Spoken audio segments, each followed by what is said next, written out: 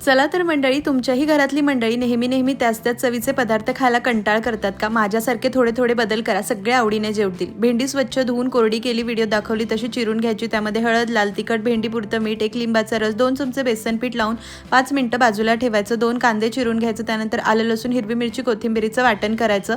3 चमचे तेल गरम केलं, मोठ्या आचेवर 5 ते 6 मिनिटं भेंडी खमंग असं बेसन भाजेपर्यंत परतून काढून घ्यायची। नंतर जिरे मोहरीची फोडणी करायची, चिरलेला कांदा हिरवं वाटण घालून लालसर होईपर्यंत भाजायचं। नंतर हळद, धनेपूड, लाल तिखट, गरम मसाला, जिरेपूड घालायची, थोडंसं पाणी घालून मिनिटभर परतून घ्यायचं। तोपर्यंत दही आणि टोमॅटोची प्युरी करायची, तयार प्युरी मसाल्यात घालायची, झाकण ठेवून तेल सुटेपर्यंत परतून घ्यायचं। मस्त मसाला परतला, ग्रेव्ही करण्यासाठी पाऊण ग्लास पाणी घालायचं, मंद आचेवर 5 मिनिटं ग्रेव्ही शिजवायची। मस्त लज्जतदार ग्रेव्ही तयार झाली। परतून घेतलेली भेंडी, मीठ कोरडं वाटते म्हणून थोडंसं पाणी, कसुरी मेथी आणि कोथिंबीर घालायची, काही साखरेचे दाणे घालून 5-7 मिनिटाची वाफ काढायची। भेंडी मसाला तयार आहे। सविस्तर रेसिपी चॅनलवर आहे।